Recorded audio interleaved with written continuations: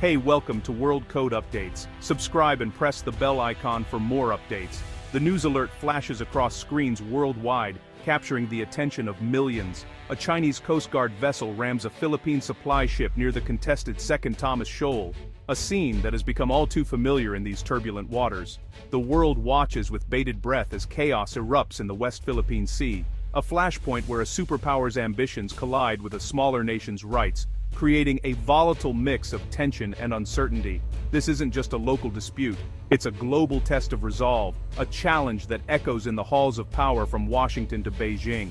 Picture it, a rusted Philippine supply ship, carrying vital goods to Marines stationed on the BRP Sierra Madre, suddenly confronted by a massive Chinese Coast Guard vessel, a David and Goliath scenario playing out on the high seas. The Chinese ship closes in, metal grinds on metal, and the confrontation turns dangerous, a precarious dance on the edge of conflict.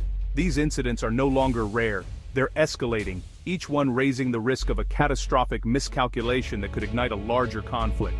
The international community holds its breath as these tense encounters unfold, each one a potential spark in a powder keg of regional tensions.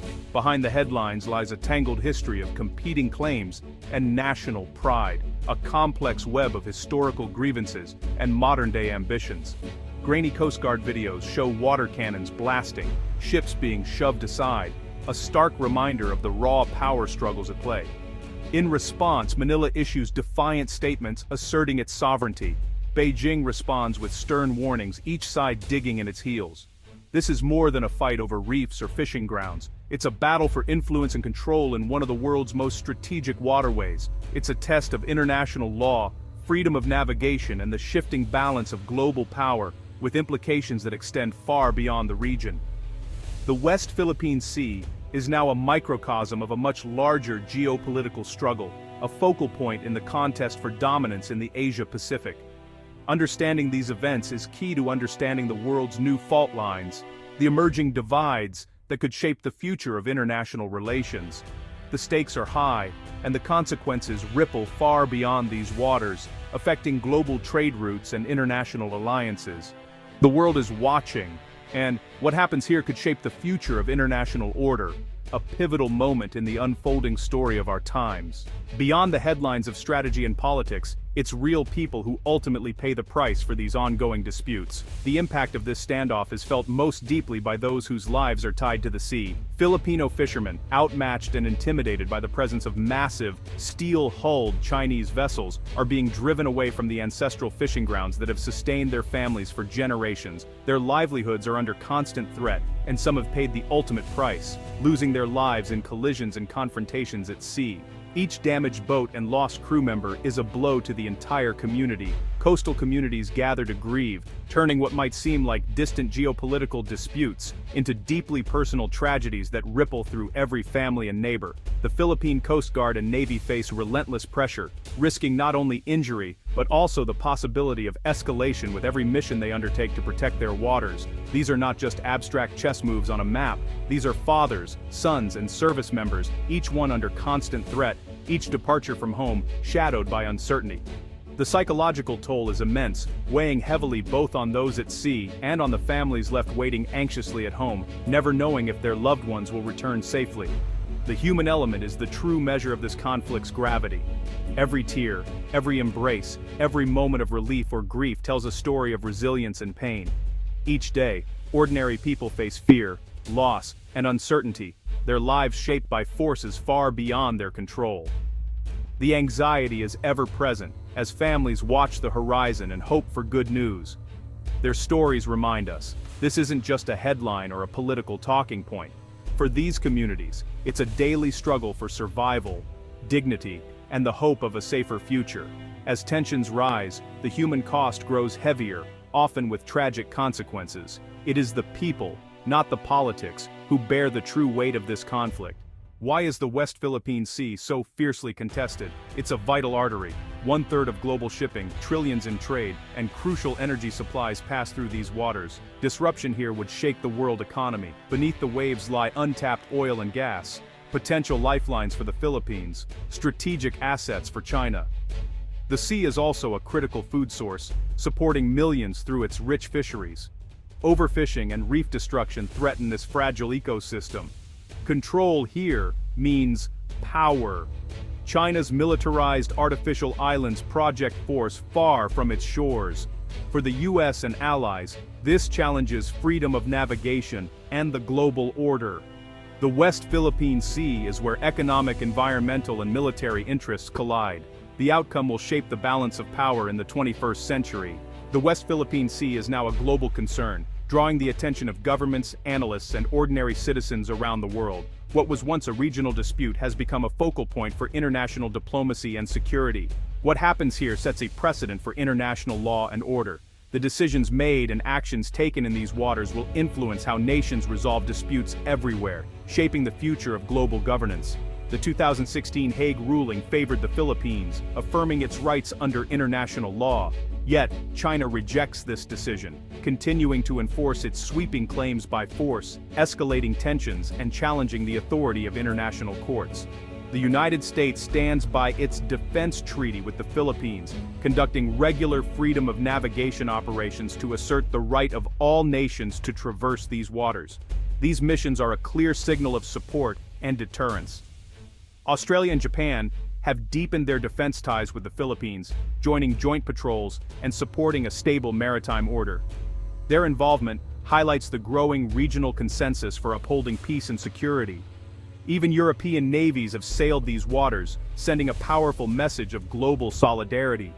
Their presence underscores that the world's major democracies are united in defending the rules-based order. These multinational deployments show a shared commitment to upholding international law and ensuring that no single nation can dominate the seas through force or intimidation.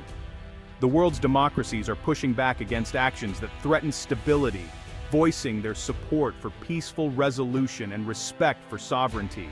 Public demonstrations and diplomatic efforts reinforce this united stance. At stake are sovereignty, freedom of the seas, and the very foundation of the rules-based order that has underpinned decades of peace and prosperity. The world is watching closely because the outcome here will echo far beyond Asia.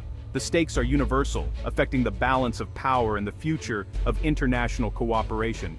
This is a test of the principles that have kept the peace for decades. The choices made now will determine whether those principles endure or if they are eroded in the face of aggression.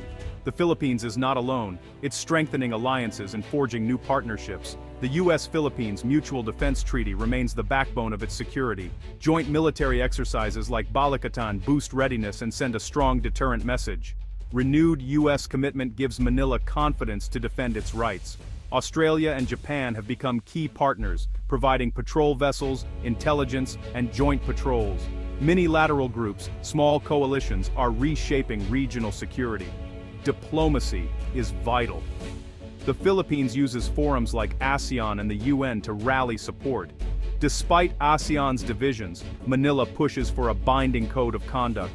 This multi-pronged approach, alliances, partnerships, and diplomacy, helps the Philippines navigate a dangerous geopolitical landscape. Collective defense and persistent engagement are its best shields. The West Philippine Sea conflict is fought in the gray zone, aggressive acts that stop short of war. China's Coast Guard and maritime militia use intimidation, swarming, and water cannons to assert control. These tactics blur the line between law enforcement and military action. Fishing boats act as naval auxiliaries, complicating responses. High-pressure water cannons injure crews and damage ships, but avoid outright warfare.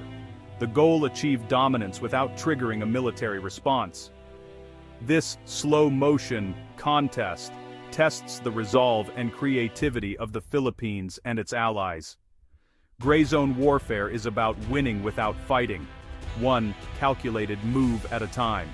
Despite the odds, the Philippines stands its ground. Transparency is its weapon, releasing videos and photos of Chinese aggression to the world. This name-and-shame strategy exposes Beijing's actions and rallies global support. It unites Filipinos and strengthens international backing. The Philippines is also modernizing its military, acquiring new ships, missiles, and surveillance systems. Credible deterrence is the goal. Make any attack too costly to consider. Alliances with the US, Australia, Japan, and others are deepening through joint patrols and exercises.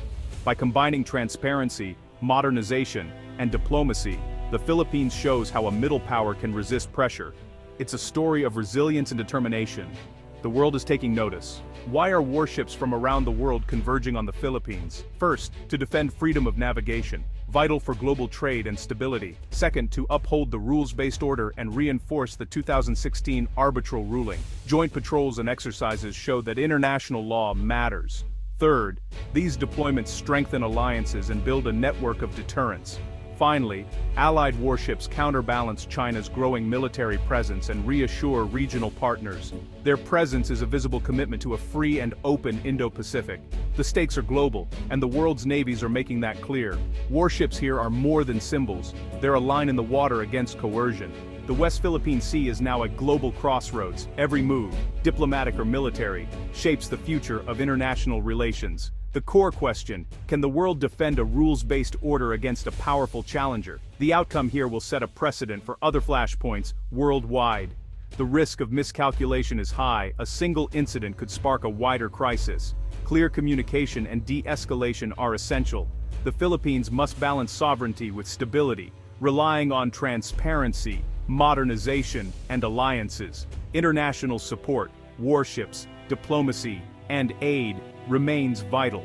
The story of the West Philippine Sea is about the world we want, one of rules, not force. The answer is being written now, in these contested waters. That's why the world is watching, and why what happens here matters to us all.